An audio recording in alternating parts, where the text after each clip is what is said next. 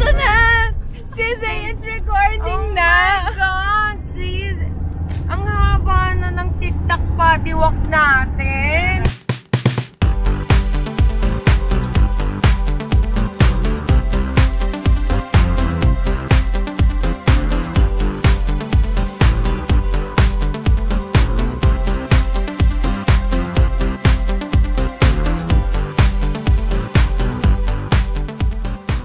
Papunta nga kami sa San Fernando, La Union. Ayan, tutod nga na sinabi ko kanina na hindi naman na-record. Nanggaling ako ng taping, gumising ako ng maaga. Sinundo ko si Sisay. Ayan, dahil siya makakasama ko sa ating episode today. Mag-food trip kami sa La Union. At pupunta natin ibang mga sites and mga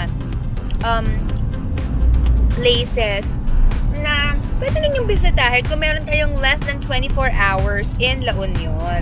Napakasarap ng pandesal kina Sisay. Ay, pag hindi naman Janet Jackson yung pandesal, nalamigan na, pwede na siyang deadly weapon. Kasi matigas na siya. Pero lafang mo pa rin. Tsaka nakakatuwa yung SC-Tex, T-Flex, pinadali ang buhay ng mga motorista. Ang bilis makarating sa paroroonan. 10:42 pa lang. Nasa La Union na kami. Na ang ating estimated time is 12. Ay! Okay, ang nasa likod natin, kasi kayo na pa nakakita, yan si Japol. Si Japol ang Desco. yan ang Lourdes si Sisay. RPA. Ganun lang yun. Pag nakita nyo tong babaeng yan, alam nyo, nasa paligid-ligid lang si Sisay. Sis, tignan mo sa gilid o. Yan yung classic na na perya. Perya. It's a grand carnival.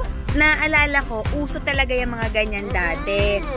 Pero, lumevel up na nagkaroon ng boom na boom. Big Bang sa Alabang.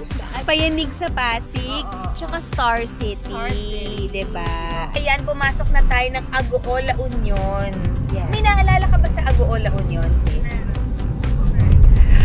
Japol, meron ka ba naalala? Sino? Sino daw? Sino daw? Hindi, kasi naalala ko nung bata ako, itong Agoo, La Union, naging kilala siya, sis. Kasi nga dahil doon sa mga miracles, diba? Yung dancing sun. Si Judiel? Si Judiel! Si Judiel, diba? Dito nangyari yung sa Agoo, La Union. Yung may dancing sun. Tapos si yung Judiel! merong flesh sa mouth niya. Ganyan. Tapos, ito yun. Tapos, grabe, I remember, ang dami-dami talagang yung nagpuntahan, nagdagsaan na deboto. Saka truck, bus-bus, kung pumunta sila dito, talagang, yun yung yun yung memory ko at recollection ko ng ng Agoo, La Union. Naaalala niyo si Judiel? Si Judiel. Doon kasi nanggaling yung nickname ko na Judiel. Lambeng. Oo. Kasi mahilig daw ako mag-milagro. Charot. Already here. Mag-check-in na tayo, guys. Ang ganda kasi parang siyang blue and white. At hello. So, blue and white siya. So, parang kang nasa Greece. Parang Santorini yung peg. Hello. Ayan, nakapag-settle na kami ni Sisay. Ready na kami ngayon para pumunta sa lobby at i-meet ang ating tour guide for today. Sa lobby? Sa Sisay.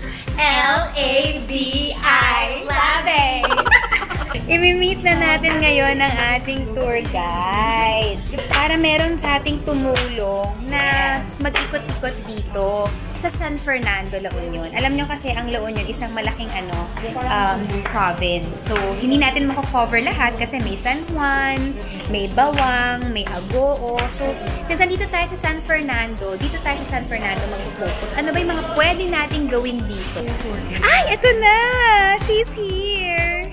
Tada! She's our tour guide. Hello! Actually, I will be your tour escort for today. Hi, I'm Bella. Oh, it's hello! I'm Jody. Nice to meet you. Hello. Ito po ang ating tour guide. Hello! Okay, so ano yung difference ng tour guide and tour escort? Tour guide, siya yung kasama nyo along with the tour. Okay. The tour escort serves as your coordinator. Okay, so papunta tayo sa Pindangan Ruins. What is so special about the Pindangan Ruins dito sa San Fernando, La Union, Kuya Randall? Yung history behind. Okay, the history behind the ruins. Kasi nga po, yung ruins na yon is one of the first lugar kung saan nanirahan yung mga resident. It is the small village of Dalanag. It's called Pindangan kasi dito nga po noon, surrounded by bodies of water. So marami po tayong dried fish.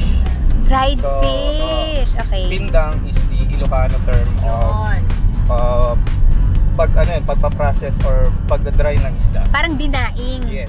O, di ba we learn something new every day? Ito daw ay ating church po na Kuya Randall. Based sa based sa itsura niya, Baroque, Mexican Baroque style of architecture. Oh, narinig mo? Sisi? Mexican.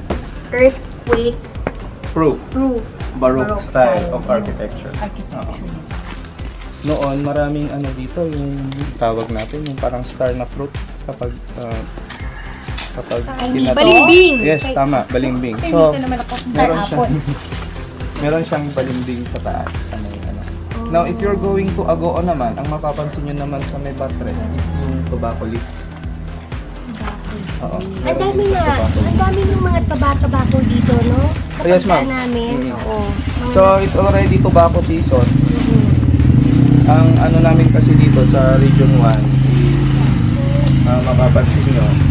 Dito is the West Philippine Sea. Pag tingin nyo dito, puro bundok na. And then going straight, makikid lang yung namin, yung flatland. So that's why they call the Ilocano yung capital case. Kuripot? Ay, bawal sabihin? Hindi naman, ma'am. Yeah. So, nagiging kuripot ang Ilocano in the sense na geographically speaking, itong lugar nga namin, kapag dry season, super dry siya talaga. So, very rain dependent kasi ang region namin. Some of the part. Kaya nagiging kuripot ang mga Ilocano. Because they have to safeguard. So, para sila mga ants. Yung principle ng langgam. Tama naman, di ba? Kasi naman ubos-ubos biyaya, tapos naman nakatunga na. So, carry na yung safe sila.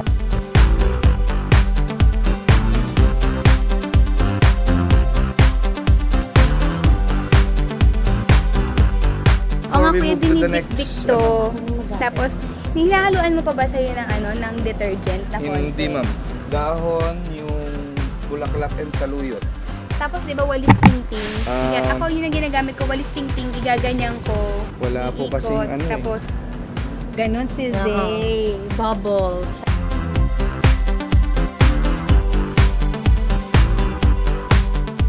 So, ngayon, nandito naman tayo sa La Union Capital. So, nasa provincial capital tayo ng La Union. Mga mutya ng Kapitolyo! Ayan, hello na kayo.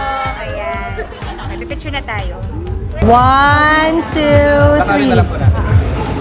O, di ba may paganyan sila? The heart of agritourism in Northern Luzon.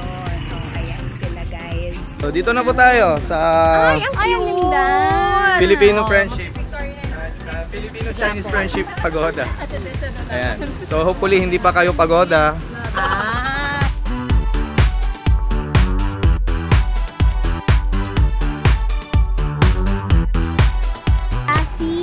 Yung wine. Rice wine nga ba? Sugarcane wine. Sugarcane wine. Sake pala. Sake.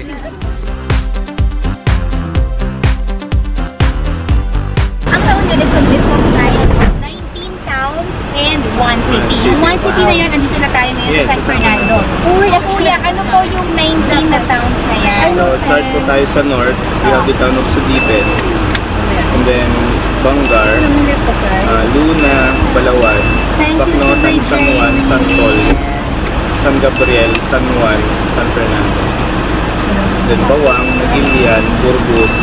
And then we have Saba, Agoo, Aringay, Santo Tomas, Rosario, Cubao. bukod. Yung mga Ilocano, bisita, alam mo nila, once na pumunod kasi yung bukod. Ha? Ay, may tikit-tikit ganon. Alam mo nilang may bisita. Ina-expect nila na may visitor. Kasi nga trained yung mga butike. Totoo ba ito, kuya? Diba kuya? Pilit namin. Diba?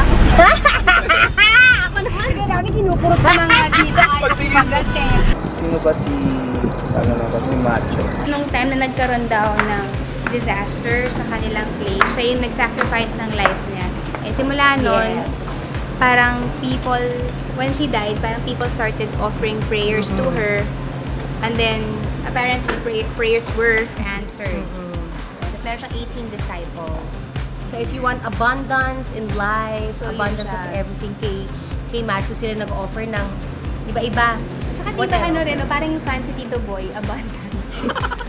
Abundance tonight! Ngayon naman, papunta kami sa Kuya Rafe. Halo-halo, di Iloco.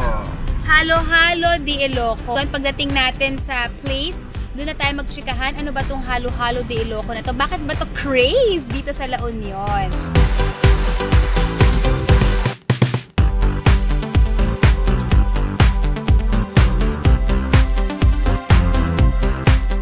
Totoo ba to? Yung wooden spoon?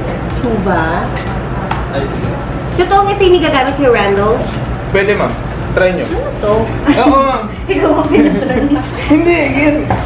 Para local, Diba, native na native ang datay. Masarap. Deep fried, halo-halo. Yeah.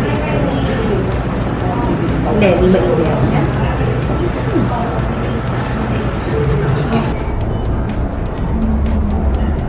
Sarap. Ngayon lang ako nakatikim nitong deep fried halo-halo. Kailangan yung puntahan dito to.